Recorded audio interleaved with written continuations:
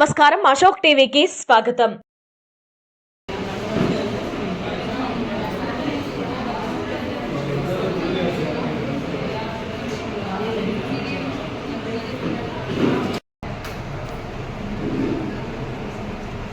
Good morning, everybody. Good morning, sir. Good morning, ma'am. We are from Nizam Institution from Hyderabad. ఈ awareness campaign main concept ఏంటంటే మనలో చాలా మందికి చాలా types of pains ఉన్నాయి. For example headache, తలనొప్పులు కానీ, నెత్తి నొప్పి కానీ, మెడనొప్పులు కానీ, భుజాల నొప్పులు కానీ.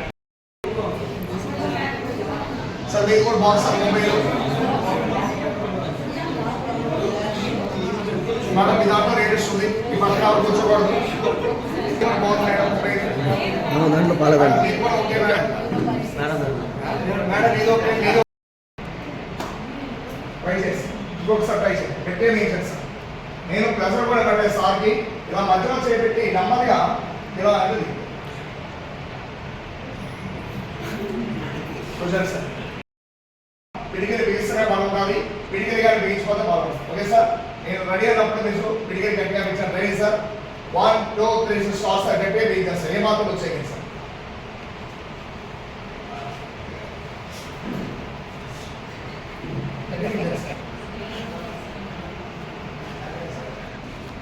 అలాగే ఉన్నారు సార్ చేసిన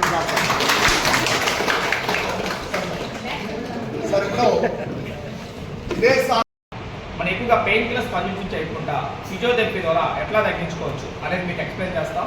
నెక్స్ట్ మీలో ఎవరికి ఏ టైప్ ఆఫ్ పెయిన్స్ ఉన్నా మేము ట్రీట్మెంట్ కూడా చేస్తాం. First of all my name is Santosh Kumar, ఈ ఫిజియోథెరపిస్ట్ని. మిస్టర్ రమేష్ గారు సీనియర్ మోస్ట్ ఫిజియోథెరపిస్ట్. ఇది మనకి 1 అవర్ నుంచి 1 అవర్ 50 మినిట్స్ అనే సెక్షన్ ఉంటుంది. ఇందులో మనకి 5 టాపిక్స్ రన్ అవుతాయి.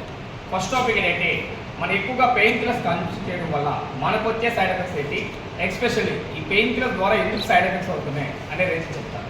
First topic. సెకండ్ టాపిక్ ఏంటంటే మనం ఎక్కువగా మొబైల్ యూజ్ చేయడం వల్ల, ల్యాప్టాప్స్ యూజ్ చేయడం వల్ల ఆ రేడియేషన్ వల్ల మనకు వచ్చే సైడ్ ఎఫెక్ట్స్ ఏంటి, ఆ రేడియేషన్ నుంచి ఏ విధంగా సేఫ్గా ఉండాలి అనే కాన్సెప్ట్ చెప్తాను. Second one.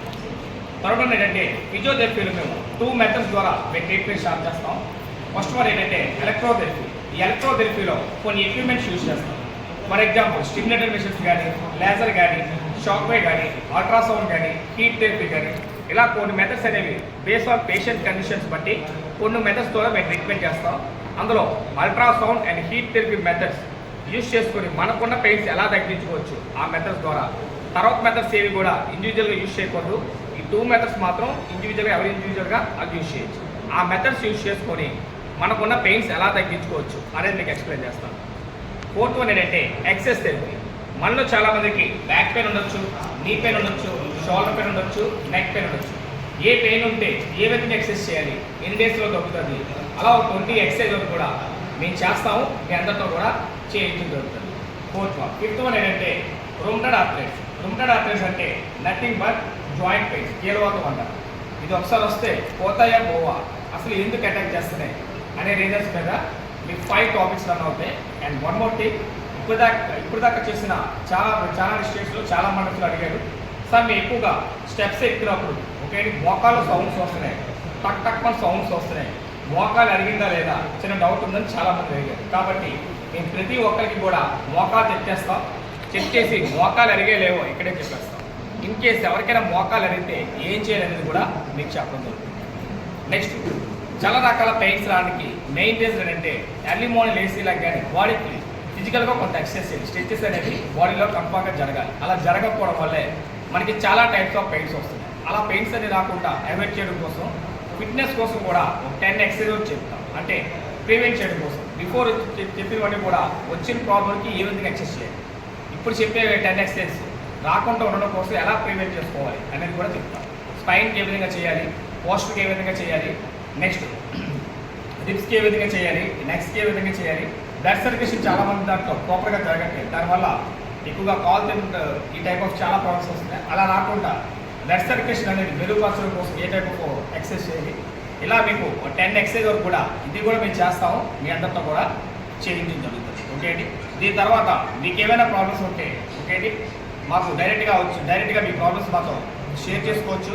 సెకండ్ థింగ్, ఏమైనా స్పెషలిస్ట్ మీకు నీడ్ అంటే మా దగ్గర 24 డాక్టర్ ప్రతి స్పెషలిస్ట్ కూడా అవైలబుల్గా ఉంటారు. వాళ్ళతో మాట్లాడించి మీకు ఏమైనా ప్రాబ్లమ్స్ వస్తే ఈవెన్ గైనిక్ ప్రాబ్లమ్స్ మీద కూడా మా దగ్గర గైనిక్ డాక్టర్స్ కూడా అవైలబుల్గా ఉంటారు. వాళ్ళతో మాట్లాడించి కూడా మీ ప్రాబ్లమ్స్ ఏమైనా సాల్వ్ చేస్తాం. అనేది వాడడం వల్ల మనకు వచ్చే రోగాలు ఏంటి అనేది చెప్పడానికే వచ్చాను. కాబట్టి ఆ మొబైల్ ఫోన్ అనేది బాగా వినండి. ఆ పెయిన్ కిల్లర్స్ వాడకుండా ఫిజియోథెరపీ ఎలా చేయాలి అనేది చెప్తారు. ఓకేనమ్మా, ఒకటో పాయింట్. రెండవది, మీరు వాడుతున్న మొబైల్ ఫోన్ వాడడం వల్ల మనకి వచ్చే రోగాలు ఏంటి. ఫస్ట్ మీకు మొబైల్ ఫోన్ వాడడం వల్ల మనకు వచ్చే రోగం బ్రెయిన్ స్ట్రోక్ అనేది ఎక్కువ వస్తుంది, బాగా వినండి. రెండవది హార్ట్ స్ట్రోక్ అనేది వస్తుంది.